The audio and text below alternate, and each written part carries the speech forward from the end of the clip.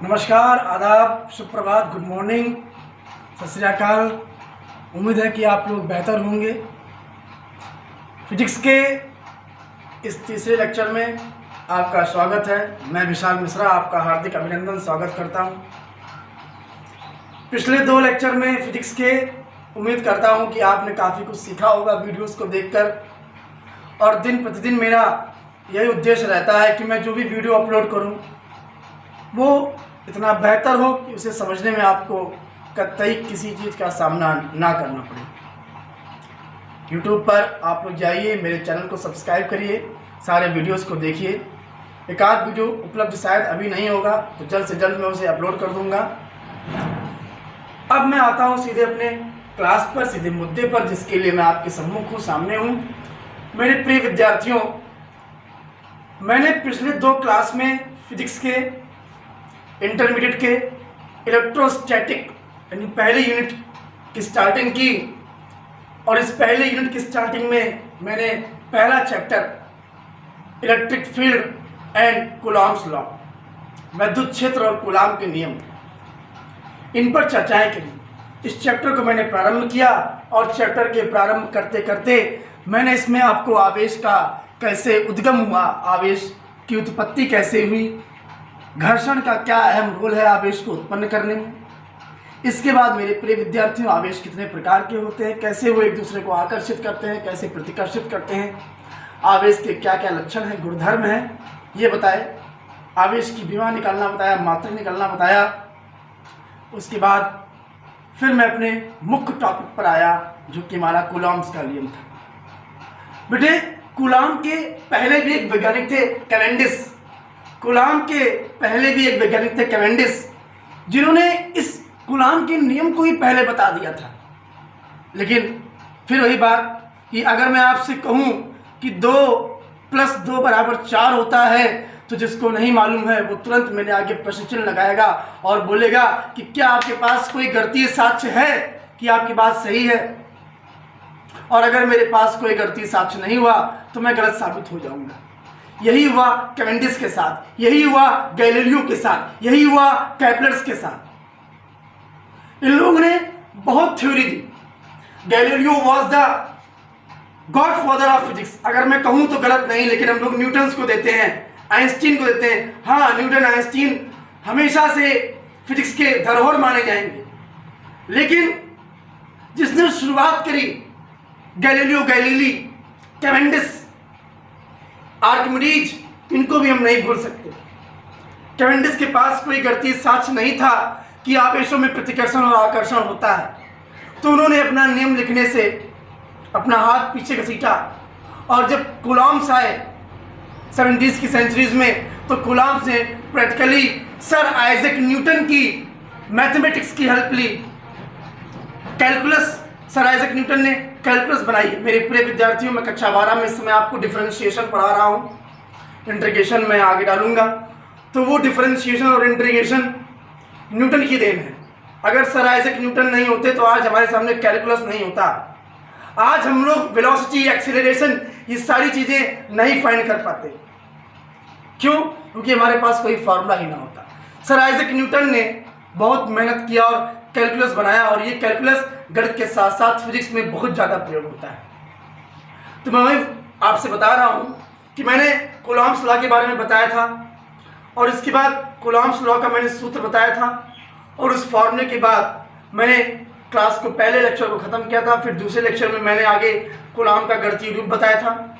गणितीय रूप के बाद किस प्रकार से कूलाम के गणितीय रूप को अन्य किसी मेथड से लिख सकते हैं, मैंने आपको ये भी बताया था। उम्मीद करता हूं कि वो सब आपने भली प्रकार समझा होगा। इसके बाद मेरी प्रिय विद्यार्थियों, मैंने कूलाम के नियम का महत्व बताया था कि बड़े बड़े एटम्स में, हमारे बॉडी के मैन्युफैक्चर्स में, इन सब जगहों पर कूलॉम्स का जो रूल है वो प्रत्यक्ष और अप्रत्यक्ष रूप से कहीं ना कहीं काम करता है। कूलाम के नियम के बाद मेरे प्रिय विद्यार्थियों, मैंने आपको अध्यारोपण का सिद्धांत बताया था, सुपरपोजिशन ऑफ फोर्सेस बताया था कि किस प्रकार से अगर मल्टीपल चार्जेस हमारे सामने रखे हैं और उन मल्टीपल चार्जेस के लिए हमें कूलॉम्स का रूल लिखना है, तो फिर हमारे पास क्या फॉर्मूला होना चाहिए। ये सब बताकर मैंने अपनी क्लास को दूसरे लेक्चर को ख़त्म किया था। बच्चे, मैं हर लेक्चर को स्टार्ट करने से पहले पिछले लेक्चर को जरूर एक बार रिकॉल कराता हूँ, ताकि जो नए बच्चे इस वीडियो को देख रहे हैं उन्हें कुछ मदद मिले आगे की चीज़ों को समझने के लिए। जिन लोगों ने अभी तक चैनल को सब्सक्राइब नहीं किया है, प्लीज़ मैं उनसे रिक्वेस्ट करता हूं कि आप चैनल को सब्सक्राइब कर लीजिए, क्योंकि लॉकडाउन का पता नहीं है कब तक रहे और हमें इसी तरह ऑनलाइन क्लासेस देनी पड़े। तो अगर आपके पास चैनल सब्सक्राइब रहेगा, बेल आइकन को आप प्रेस किए रहेंगे, तो आपको सही समय पर मेरे वीडियोस आपको मिलते रहेंगे। और वीडियोस को देखने के बाद जो समस्या आ रही है उसे आप कमेंट बॉक्स में लिखना कतई ना भूलें। तो चलिए श्री गणेश करते हैं आज की क्लास का। आज की क्लास बच्चे जो होनी है वो 2 क्लासेस आपकी होनी है। एक वीडियो मैं अभी अपलोड कर दूंगा और एक वीडियो मैं रात को 9 बजे अपलोड करूंगा, देखना ना भूलिए। फिलहाल फोकस करते हैं आज के इस लेक्चर पर। बच्चे, ये एक diagram, first diagram, second diagram and ये थर्ड डायग्राम, ये 3 डायग्राम मैंने आपके सामने बना रखे हैं। बनाने में समय लगता, इसीलिए मैंने डायग्राम्स को पहले ही बना लिया, ताकि मैं आपका समय पूरा वीडियो पर फोकस कर सकूं, अपने लेक्चर पर फोकस कर सकूं। बच्चे, कूलॉम्स लॉ अट्रैक्शन और रिपल्सन के लिए बना था। अब इसे अट्रैक्शन और रिपल्सन के बाद एक जो नई चीज आती है वो आता है विद्युत क्षेत्र। क्योंकि इस चैप्टर का नाम विद्युत क्षेत्र है, कूलॉम का नियम है, तो कूलॉम के नियम को तो हम लोग पढ़ ही चुके हैं। बात आती है विद्युत क्षेत्र की कि विद्युत क्षेत्र क्या होता है, तो थोड़ा इसे समझते हैं हम लोग। बच्चे, जहां पर आप रहते हैं, जहां पर आपका घर है, वो घर एक स्थान, एक फिक्स जगह पर होगा और उस जगह के इर्द गिर्द और सारे मकान होंगे और वो पूरा क्षेत्र एक विशेष नाम से जाना जाता है। जैसे मैं ग्राम मेल्डिया में रहता हूं, मेरे अगल बगल 20 मकान हैं। उन सभी घरों को, समुदाय को एक जगह इकट्ठा कर दिया गया, एक गांव बना दिया गया। मेरे पूरे विद्यार्थियों उस गांव को मेल्डिया नाम दे दिया गया। कोई हरदी रहता है, कोई मजमुआ रहता है, कोई दुबौला रहता है, इसी प्रकार कोई कानपुर, कोई कहीं रहता है और एक पर्टिकुलर एरिया, उस एरिया का नाम बन जाता है। वैसे ही जब कोई आवेश व्यवहारिक रूप से हमारे सम्मुख आता है, किसी जगह पर रख दिया जाता है, तो वो आवेश जैसे ही आता है उसके चारों तरफ उस आवेश का क्षेत्र बन जाता है। आपका घर अगर किसी जगह पर स्थित है तो वो घर आपका क्षेत्र है। अगर मैं अपने स्थान से पलायन करके आपके घर पर पहुंच जाऊं तो आप बोलेंगे कि गुरुजी अब आप हमारे क्षेत्र में आ गए। कहने का मतलब क्या होता है? कहने का मतलब मेरे ये होता है कि अगर कोई आवेश अस्तित्व में आता है तो अस्तित्व में आते ही सबसे पहले वो आवेश बनाता है विद्युत क्षेत्र। क्योंकि इलेक्ट्रिक जनरेशन के लिए, for generating the electric, we must need to charge and the charge creates the electric field. If the charge is not exist, then electric field cannot be generated. अगर चार्ज है ही नहीं तो electric field का कोई अस्तित्व नहीं है, आप कभी इलेक्ट्रिक फील्ड जनरेट नहीं कर सकते। अगर हमारे पास शरीर ना हो तो हम ऊर्जा का संचयन कहां करेंगे? अगर आपके पास कोई कंटेनर ना हो तो आप वस्तु को कैसे रखेंगे? तो वैसे ही अगर आपको विद्युत चाहिए तो आवेश का बड़ा रोल होता है, और जैसे ही आवेश अस्तित्व में आता है उसके चारों तरफ एक विद्युत क्षेत्र बन जाता है। तो चैप्टर की स्टार्टिंग हो रही है आज के लेक्चर की विद्युत क्षेत्र से। तो जानते हैं विद्युत क्षेत्र क्या होता है, तो सुनिएगा ध्यान से। किसी आवेश के चारों तरफ का वह क्षेत्र, किसी आवेश के चारों तरफ का वह क्षेत्र या वह समुदाय, किसी आवेश के चारों तरफ का वह क्षेत्र या वह समुदाय जहां पर दूसरा कोई अन्य आवेश, जहां पर दूसरा कोई अन्य आवेश आकर्षण या प्रतिकर्षण बल का अनुभव करता है, आकर्षण या प्रतिकर्षण बल का अनुभव करता है, ऐसे क्षेत्र को मेरे प्रिय विद्यार्थियों विद्युत क्षेत्र बोलते हैं। फिर जरा सुनिएगा, किसी आवेश के चारों ओर का वह क्षेत्र या वह समुदाय, किसी आवेश के चारों ओर का वह क्षेत्र या वह समुदाय जहां पर अन्य कोई दूसरा आवेश, जहां पर अन्य कोई दूसरा आवेश वैद्युत आकर्षण बल या वैद्युत प्रतिकर्षण बल का अनुभव करता है, उस क्षेत्र को बोलते हैं वैद्युत क्षेत्र। मेरे प्रिय विद्यार्थियों, वैद्युत क्षेत्र को जनरली हम लोग ई से रिप्रेजेंट करते हैं, इसे ई से प्रकट करते हैं। आगे मैं इसके सूत्र की भी चर्चा करूंगा, पर आप एक एक शब्द पर गौर करें, रटना कुछ है ही नहीं। मैं आपसे बोलूं कि मैं बहुत विद्वान हूं, मुझे सर्वत्र विश्व का ज्ञान है, तो ये बात आपको हजम नहीं होगी, क्योंकि इस धरती पर ऐसा कोई प्राणी नहीं है जो सर्वज्ञ हो, जिसको हर चीज का ज्ञान है। लेकिन मैं आपसे बार बार यही कहूं कि मुझे अथाह ज्ञान है, मैं ज्ञान का सागर हूं। तो मेरे ज्ञान का पता लगाने के लिए आप क्या करेंगे? आप कुछ नहीं करेंगे, आप मुझसे अधिक ज्ञानी पुरुष को सामने खड़ा कर देंगे, यानी वही ज्ञानी पुरुष अंदाजा लगा पाएगा कि मैं कितना ज्ञानी हूं। इसीलिए इस तर्क का परिभाषा से कुछ मतलब है, इसीलिए मैंने ये बताया। एक आवेश कितना ताकतवर है, इसका पता दूसरा आवेश ही लगा सकता है। किसी ने कहा सर जी हमें तो करंट मार देता है, तो हम भी तो बता रहे पता, हम भी तो लगा ले रहे हैं पता। मैं आपकी जानकारी के लिए बता दूं, we are already exist with the electrons. जी हाँ, हमारे पास इलेक्ट्रॉन्स हैं। पता है आपको, एक स्वस्थ मनुष्य के शरीर में 90 वोल्ट तक होते। जी हाँ, एक स्वस्थ मनुष्य के शरीर में 90 वोल्टेज सहने की क्षमता है। मेरे प्रिय विद्यार्थियों, जरा बताइए क्या आवेश नहीं है? अगर हमारे अंदर वोल्टेज जनरेट हो सकता है, वोल्टेज है, तो कहीं ना कहीं हमारे अंदर चार्ज भी है। तो एक चार्ज का पता एक दूसरा चार्ज ही लगा सकता है मेरे प्रिय विद्यार्थियों।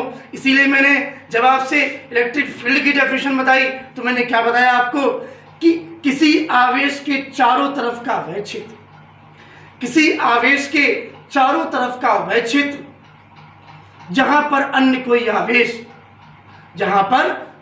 आवेश आकर्षण या प्रतिकर्षण बल का अनुभव करे, इस वैद्युत क्षेत्र को ऐसी चीज को बोलते हैं वैद्युत क्षेत्र। फिर सुनिए, किसी आवेश के चारों ओर का वह क्षेत्र या वह समुदाय जहां पर अन्य कोई आवेश आकर्षण या प्रतिकर्षण बल का अनुभव करता है, ऐसे क्षेत्र को वैद्युत क्षेत्र कहते हैं।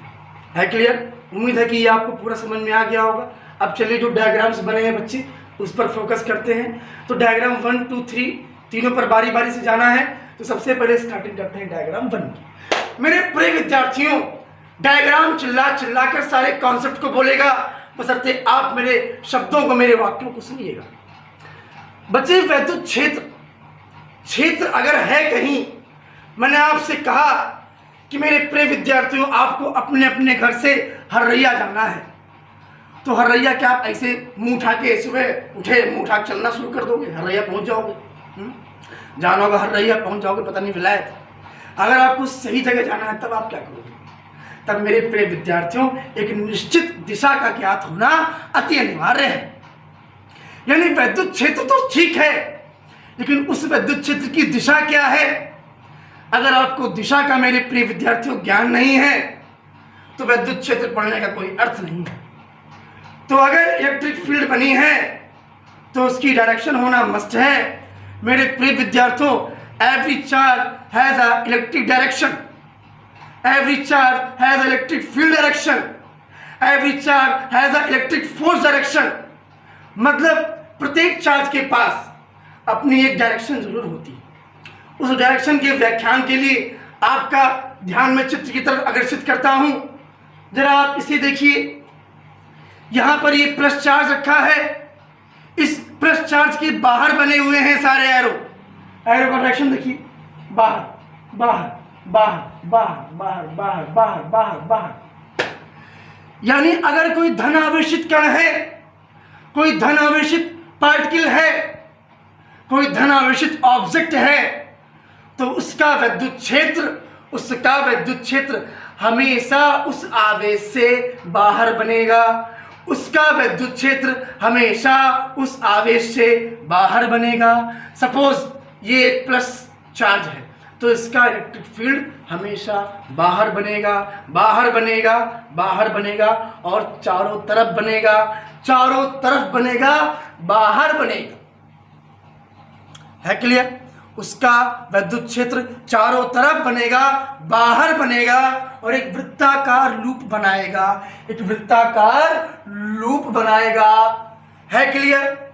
चलिए, क्यों बनाएगा बाहर, ये प्रश्न आता है, क्यों बनाएगा बाहर ये बताइए जरा। अगर कोई धन आवेशित कण है तो इसका क्या मतलब है कि वो अपने पास से, अपने अष्टक से इलेक्ट्रॉन निकालने में सक्षम है, अपने पास से इलेक्ट्रॉन निकालने में सक्षम है, ये वही दिशा है। दूसरा, अगर कोई आवेश ऋण है, अगर कोई आवेश ऋण है तो उस नेगेटिव चार्ज की डायरेक्शन, तो उस नेगेटिव चार्ज की डायरेक्शन हमेशा उस आवेश के अंदर होगी। तो उस नेगेटिव चार्ज की इलेक्ट्रिक फील्ड की डायरेक्शन, तो उस नेगेटिव चार्ज की इलेक्ट्रिक फील्ड की डायरेक्शन हमेशा उसके अंदर होगी। क्यों अंदर होगी? माइनस है, इलेक्ट्रॉन की कमी है, कमी को पूरा करेगा। जब पूरा करेगा तो अपने पास लाएगा कि अपने से दूर भेजेगा? अपने पास लाएगा, और पास लाने के लिए डायरेक्शन कहाँ हो गई?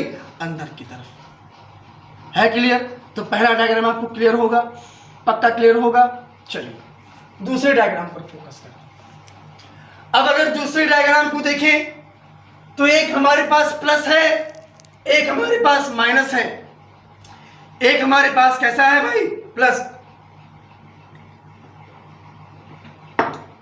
एक हमारे पास प्लस है, दूसरा हमारे पास माइनस। अब अगर प्लस और माइनस है, कूलाम का नियम जानते हैं, क्या होगा भाई? आकर्षण की प्रतिकर्षण। जल्दी बोलो, आकर्षण की प्रतिकर्षण। आकर्षण, सही बोला आपने, आकर्षण होगा। और जब आकर्षण होगा तो देखिए ये कमी है ना, ये कमी है कि नहीं है? जब ये कमी है तो पूर्ति कहां से करेगा? पूर्ति कहां से करेगा? प्लस वाले से करेगा। समझ में आया? समझ में आया? पूर्ति कहां से करेगा? ये प्लस वाले से करेगा। और जब ये पूर्ति प्लस वाले से करेगा तो ये लूप कैसा बनाएगा? एक ढलान, एक वक्राकार लूप बनाएगा। ध्यान रखिएगा, अगर दो आवेश आपने रखे हैं, एक प्लस दूसरा माइनस, तो उसमें जो विद्युत बल रेखाएं चलेंगी, उसमें जो विद्युत बल रेखाएं चलेंगी या उसमें जो इलेक्ट्रिक फील्ड की डायरेक्शन होगी वो कहां से कहां होगी? प्लस से माइनस की तरफ। है क्लियर? है क्लियर? कोई दिक्कत, कोई समस्या? चलिए जरा चौथे पर करें, चौथे डायग्राम पर जरा आप फोकस करिए। चौथे डायग्राम पर, अगर सॉरी तीसरे डायग्राम पर, अगर हम लोग तीसरे डायग्राम पर फोकस करें, ये हमने पॉजिटिव रखा है, ये हमने पॉजिटिव रखा है। ऐसे आप बगल में आप नेगेटिव रख लो और नेगेटिव रख लो।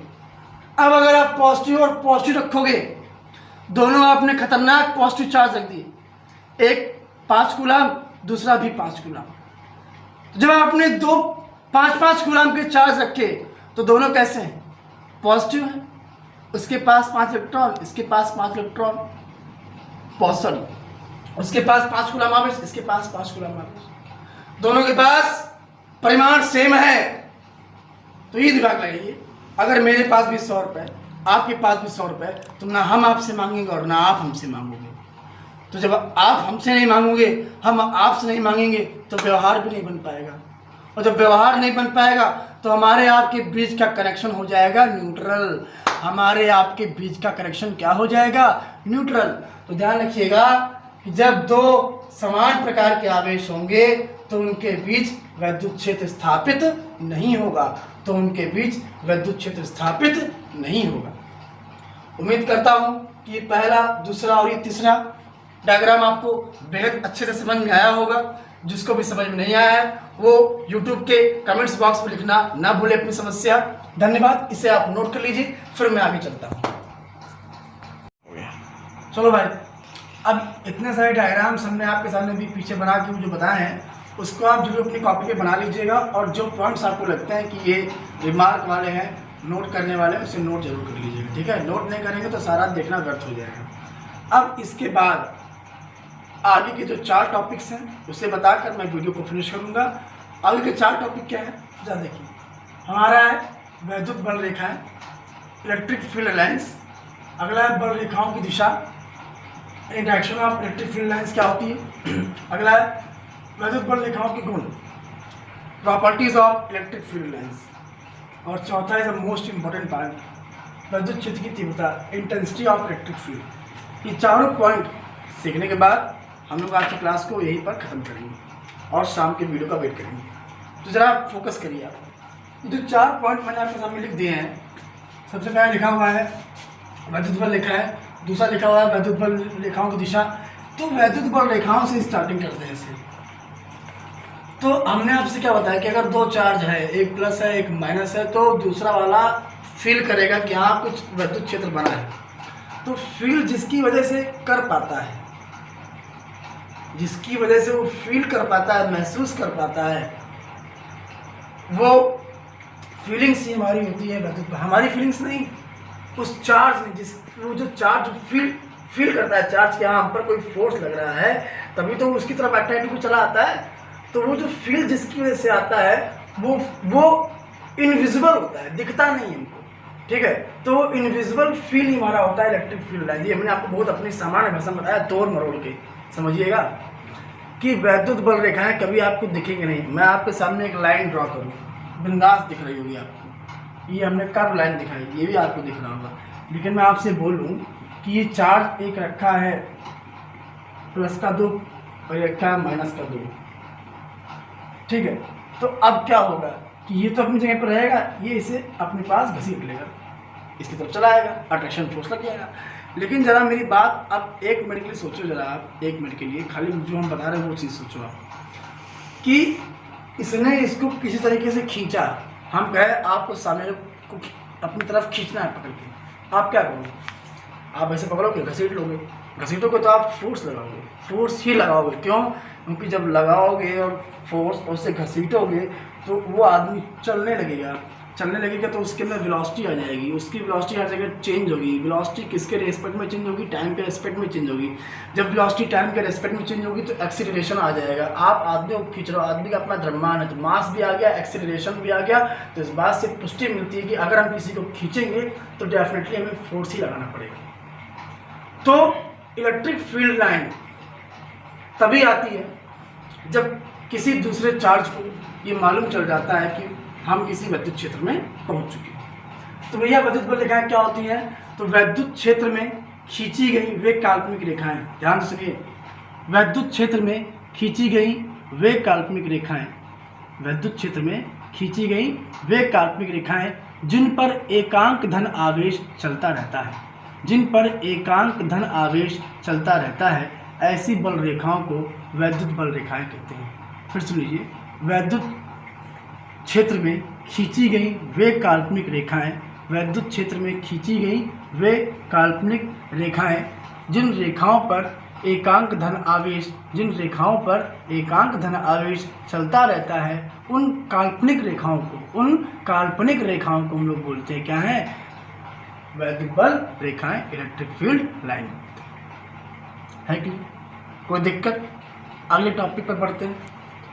अगला टॉपिक हमारा क्या है? बल रेखाओं की दिशा। इसको समझना अनिवार्य है। बल रेखाओं की दिशा, वैद्युत बल रेखाओं की दिशा हमेशा प्लस से माइनस की तरफ होती है। वैद्युत बल रेखाओं की दिशा हमेशा प्लस से माइनस की तरफ होती है। 2 पॉइंट क्लियर हो गए। तीसरे पॉइंट क्लियर, वैद्युत बल रेखाओं के गुण, properties of electric field lines पर आते हैं। किसकी क्या क्या प्रॉपर्टीज है, जरा इस पर फोकस करते हैं। सबसे पहली प्रॉपर्टीज, इस पर सर्वत्र एकांक धन आवेश ही चलता है। दूसरी प्रॉपर्टी, वैद्युत बल रेखाओं की दिशा हमेशा प्लस से माइनस की तरफ होती है। तीसरी प्रॉपर्टी कि वैद्युत बल रेखाएं कभी भी एक दूसरे को नहीं काट सकती। आपने जो डायग्राम बनाया स्टार्टिंग पैनल में, देखिए उसमें कहीं भी काट नहीं रही लाइनें। तो वैद्युत बल रेखाएं कभी भी दूसरे को नहीं काटती। क्यों? अगर वो काटेंगी, मान लीजिए वैद्युत बल रेखाएं, आप 2 वैद्युत बल रेखाएं आपस में काट लो, एक ये गई और ये गई, अब यहाँ पर काट रही है। तो अगर इस पॉइंट पे आप स्पर्श रेखा खींचो तो एक स्पर्श रेखा ये हो गई, और इस यानी इस वक्र पर आप यहाँ खींची, और ये जो वक्र गया हमारा ये वक्र, इस पर आप यहाँ खींचो। तो देखो इस वक्र के लिए मेरे प्रिय विद्यार्थियों, इस वक्र के लिए ये स्पर्श रेखा होगी, एल स्पर्श रेखा, और इसके लिए हो गई ये n स्पर्शरेखा। तो ये बताओ अब जो इसकी दिशा थी वो कितनी हो गई, 2 हो गई। तो क्या वैद्युत बल रेखाओं की 2 दिशा होती है? एक ही आदमी एक ही टाइम पे 2 जगह जा सकता है? नहीं जा सकता। तो इसका मतलब क्या हो गया कि वैद्युत बल रेखाओं की 2 दिशा होना असंभव है। तो इसलिए कभी भी काटती नहीं है। तो ध्यान रखिएगा, वैद्युत बल रेखाएं कभी भी एक दूसरे को काटती नहीं है। ये हमेशा एक निष्कोण वक्र पर चलेंगी।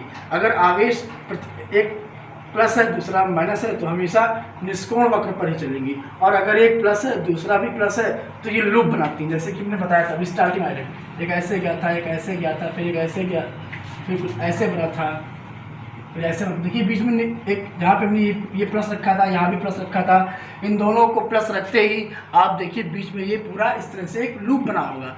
तो ध्यान रखिएगा कि वैद्युत बल रेखाएं कभी भी एक दूसरे को काटती नहीं है। अगर काटेंगी तो उनकी 2 दिशाएं हो जाएंगी, जो कि होना क्या है, असंभव है।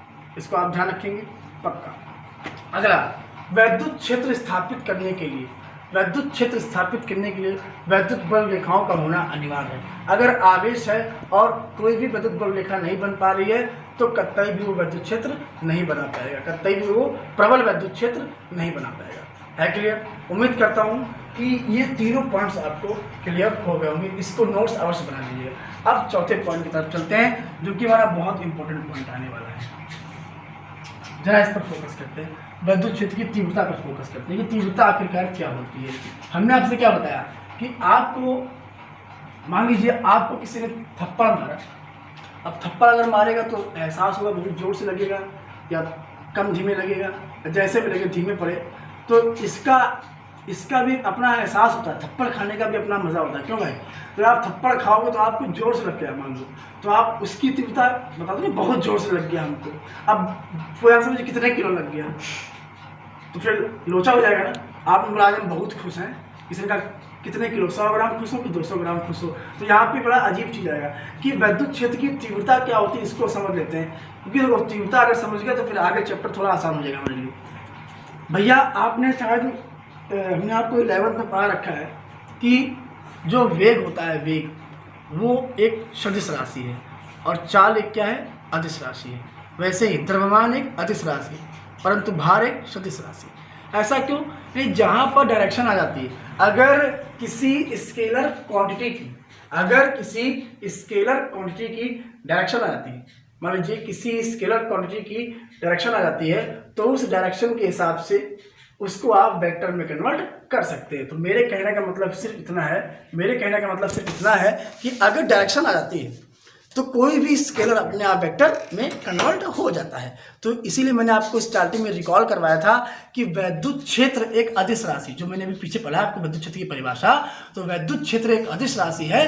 परंतु मेरे प्रिय विद्यार्थियों, वैद्युत क्षेत्र की जो तीव्रता है वो एक सदिश राशि है। वैद्युत क्षेत्र की तीव्रता एक सदिश राशि है, क्योंकि तीव्रता किसी एक निश्चित दिशा में ही होती है। जैसे मान लीजिए आपके पास 5 विषय हैं, तो 5 में तो आप प्रबल तेज नहीं होगे ना, किसी एक निश्चित विषय में ही आप तेज होगे। तो वो आपका गणित हो सकता है, फिजिक्स हो सकता है, केमिस्ट्री या हिंदी या इंग्लिश, कुछ भी आपका तेज हो सकता है। तो वो विषय आपका एक पर्टिकुलर हो गया। तो जो चीज़ पर्टिकुलराइज हो जाए, अगर आपकी इलेक्ट्रिक फील्ड पर्टिकुलर किसी एक जगह पर है, तब फिर वो इलेक्ट्रिक फील्ड की इंटेंसिटी है, विद्युत क्षेत्र की वो क्या है, तीव्रता है क्लियर? तो इसको समझते हैं क्या है। अच्छा, हमने अभी आपसे क्या बताया कि तीव्रता, अब तीव्रता को जज करने का एक अच्छा जुगाड़ है भाई। तीव्रता मतलब होता है कि जो इफिशियंसी को दिखाता हो, दक्षता को दिखाता हो कि कौन कितना प्रबल है थप्पड़ खाने में या कोई भी काम करने में।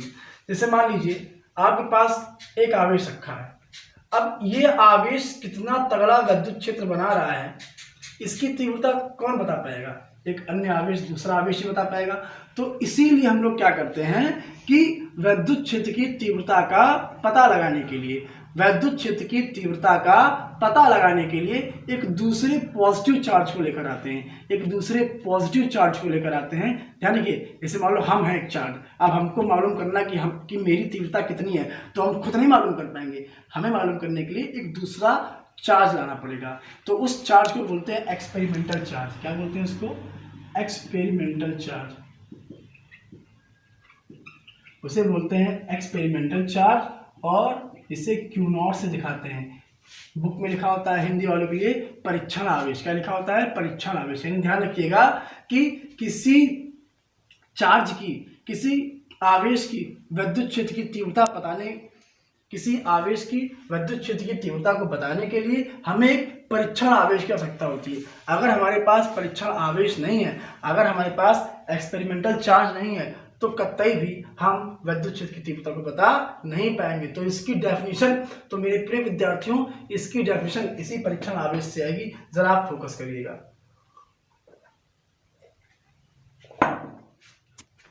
वीडियो के लास्ट टॉपिक पर चलते हैं। ये लास्ट टॉपिक बहुत ही तगड़ा है। पिछले साल एग्जाम में 1 नंबर का पूछा गया था, तो इस साल भी उम्मीद है कि आ सकता है। भैया थ्योरी के साथ साथ आगे हम लोग न्यूमेरिकल और डेरिवेशंस पर भी फोकस करेंगे। अभी मैं आपका बेस बना रहा हूँ, इसलिए मैं थ्योरी ज़्यादा पढ़ा रहा हूँ, लेकिन अगले वीडियो से आज रात की वीडियो से डेरिवेशन की भरमार आना शुरू हो जाएगी। कम से कम 150 डेरिवेशन है। ध्यान रखिएगा, बहुत मेहनत से और फोकस करके पढ़ना है, रटना नहीं है, चीज़ों को समझना है। चलिए आज के लास्ट टॉपिक पर फोकस करते हैं। टॉपिक है वैद्युत क्षेत्र की तीव्रता, इंटेंसिटी ऑफ इलेक्ट्रिक फील्ड। मैंने सब कुछ लिख दिया है ताकि आप इसे आराम से स्क्रीनशॉट ले सकें। तो वैद्युत क्षेत्र की तीव्रता क्या है? देखिए, हमने आपको सब कुछ बताया कि तीव्रता क्या है, इस पर बहुत फोकस नहीं करते हैं, सीधे आते हैं क्लास। तो सुनिए ध्यान से, वैद्युत क्षेत्र में क्यों हमने आपसे क्या बताया? वैद्युत क्षेत्र क्या बनेगा? जैसे ही कोई चार्ज अस्तित्व में आया, उसके चारों तरफ बन गया वैद्युत क्षेत्र। तो सुनिएगा ध्यान से, मान लीजिए कोई चार्ज है Q। अब इसने कितना वैद्युत क्षेत्र बनाया है, इसका पता ये स्वयं नहीं लगा पाएगा। आपको इससे कुछ दूरी पर, मानते हैं R दूरी पर, आपने एक परीक्षण आवेश का रख लिया, Q0 रख लिया। आपने एक परीक्षण आवेश का रख लिया, Q0 रख लिया। तो डेफिनेशन कौन बनाएगा? ये Q0 बनाएगा। यही मैंने बताया था आपको। तो चलिए ध्यान से, वैद्युत क्षेत्र में किसी बिंदु पर रखे परीक्षण आवेश, वैद्युत क्षेत्र में, भाई ये Q है ना, तो ये इसने अपना वैद्युत क्षेत्र बनाया कि नहीं बनाया? थोड़ा बहुत तो वही बोल रहा है कि वैद्युत क्षेत्र में किसी बिंदु पर रखे परीक्षण आवेश, वैद्युत क्षेत्र में किसी बिंदु पर रखे परीक्षण आवेश पर लगने वाले बल। क्यों? क्योंकि अगर हम आवेश हैं, मेरे सामने आप एक अन्य आवेश हो, तो जाहिर है कि मैं आप पर या आप मुझ पर कोई बल लगाएंगे। है क्लियर? वही मेरे कहने मतलब है कि वैद्युत क्षेत्र में किसी बिंदु पर रखे एक परीक्षण आवेश पर लगने वाले बल, यानी इस Q0 पर क्या लग रहा है? बल लग रहा है। और बल कितना लग रहा है? F लग रहा है। तो परीक्षण आवेश पर लगने वाले बल और इसी परीक्षण आवेश के अनुपात को, यानी कि परीक्षण आवेश पर लगने वाले बल और परीक्षण आवेश के अनुपात को, परीक्षण आवेश पर लगने वाले बल और परीक्षण आवेश, इन दोनों के अनुपात को क्या बोलते हैं हम लोग? वैद्युत क्षेत्र की तीव्रता। और इसे E वेक्टर से प्रकट करते हैं। फिर सुन लीजिए, वैद्युत क्षेत्र में किसी बिंदु पर रखे परीक्षण आवेश पर, वैद्युत क्षेत्र में किसी बिंदु पर रखे परीक्षण आवेश पर लगने वाले बल और परीक्षण आवेश के अनुपात को, क्या बोलते हैं? वैद्युत क्षेत्र की तीव्रता। इसे E वेक्टर से प्रकट करते हैं। यानी वैद्युत क्षेत्र की अगर तीव्रता की डेफिनेशन बनानी है, तो आपको मात्र 2 चीजों की आवश्यकता है। किसकी? एक परीक्षण आवेश और परीक्षण आवेश पर लगने वाला बल। अर्थात इसको एक सेंटेंस में बोलिए, क्या बोलेंगे हम लोग? परीक्षण आवेश पर लगने वाले बल और परीक्षण आवेश के अनुपात को, परीक्षण आवेश पर लगने वाले बल और परीक्षण आवेश के अनुपात को क्या बोलते हैं? वैद्युत क्षेत्र की तीव्रता बोलते हैं। सीबीएसई बोर्ड वाले इसे कैसे बोलेंगे? The ratio between applied force and experimental charge. क्या बोलेंगे? The force is applied on experimental charge and ratio of that experimental charge is defined as intensity of electric field। या बिल्कुल कम शब्दों में, the ratio between applied force on experimental charge and ratio of that charge is known as intensity of electric field. किसी परीक्षण आवेश पर लगने वाले बल और परीक्षण आवेश के अनुपात को क्या बोलते हैं मेरे प्रिय विद्यार्थियों? विद्युत क्षेत्र की तीव्रता बोलते हैं। इसे ई वेक्टर से प्रकट करते हैं। अब एक प्रश्न ये कि जब बल लगा तो अब वो बल सामान्य नहीं रहा, अब वो फोर्स जनरल नहीं रहा, उस फोर्स की अपनी डायरेक्शन हो गई। ये बताइए F बराबर m इंटू ए और F बराबर m इंटू जी में इतना ही अंतर है कि ये आपका अदिश है और ये आपका क्या है? सदिश। क्योंकि F बराबर mg आपका क्या है? सदिश। यानी बल कुछ स्थितियों में अदिश है और कुछ स्थितियों में सदिश है। तो जब परीक्षण आवेश पर बल लगेगा तो उस बल की एक निश्चित दिशा हो जाएगी, जिसके कारण यहां पर बल, यहां पर नहीं, विद्युत क्षेत्र की तीव्रता में बल क्या बन जाता है? सदिश बन जाता है। सामान्यतः बल अदिश है, लेकिन जब इस बल की एक निश्चित दिशा हो जाएगी, बल व्यक्तिगत किसी दिशा में लगेगा, बल किसी चार्ज के ऊपर पर्टिकुलर रूप से काम करेगा, तो मेरे प्रिय विद्यार्थियों उस समय ये बल आपका वेक्टर बन जाएगा। तो देखिए विशेष इसे ई वेक्टर से प्रकट करते हैं। ई वेक्टर बराबर F vector upon Q not, F vector upon Q not. अब बहुत से बच्चे सोच रहे होंगे सर मूव तो चार्ज कर रहा है, तो क्या चार्ज हमारा वेक्टर नहीं बन सकता? नहीं मेरे प्रिय विद्यार्थियों, चार्ज वेक्टर नहीं बनेगा। ये बताओ तुम दौड़ना शुरू कर दो तो क्या तुम बन जाओगे सदिश? नहीं, तुम तो द्रव्यमान ही रहोगे। लेकिन अगर तुम्हारी स्पीड किसी पर्टिकुलर एक डायरेक्शन में है तो वो स्पीड आपकी वेलोसिटी बन जाएगी। यानी आप नहीं, जो काम करता है वो सदिश अदिश नहीं बनता, उसका काम सदिश और अदिश बन जाता है। यानी फोर्स जनरली अदिश है, लेकिन उस फोर्स का जो रोल था वो रोल हमारा डायरेक्शन को लेकर आया, यानी वो रोल वहां पर वेक्टर का प्ले कर दिया। तो मेरे कहने का क्या मतलब है कि सूत्र इसका ई वेक्टर बराबर F vector upon Q not. मात्रक एफ का मात्रक क्या होता है? न्यूटन। बटा है तो बटा लगाओ, और चार्ज का मात्रक क्या होता है? न्यूटन पर कूलम। मैंने यूनिट और डायमेंशन में इसको बता रखा है, जिसको नहीं है वो जाकर डायमेंशन का वीडियो फिर से देखिए। अब इस टॉपिक की लास्ट चीज और वो है इसकी विमा बताने के बाद में मैं अपने वीडियो को समाप्त करूंगा। उम्मीद है कि आज की क्लास आपको बहुत ही बढ़िया समझ में आई होगी। जिसको भी समझ में नहीं आ रहा है तुरंत YouTube के कमेंट बॉक्स में जाए और अपना मैसेज टाइप करें। जहां जो दिक्कत हो मैं आपका बिल्कुल हर तरीके से समाधान करूंगा। मेरे प्रिय विद्यार्थियों लास्ट चीज इसकी विमा मैं अगले बृहस्पतिवार को वीडियो में डालूंगा। फिलहाल अभी आप काम चलाएं। बल की विमा क्या होती है? जिन लोगों ने पढ़ रखा है वो जानते हैं, mLT-2।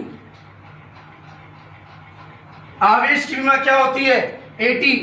जिन्होंने पढ़ रखा है वो जानते हैं, जो नहीं जानते हैं आप बृहस्पतिवार की वीडियो का इंतजार करिए।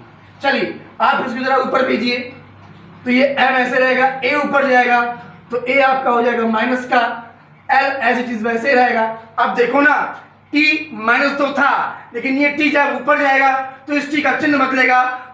यहाँ पर 1 है, ऊपर जाते माइनस हो जाएगा, -2 और 1 मिलकर हो जाएगा -3। तो इस प्रकार से ये इसकी विमा है।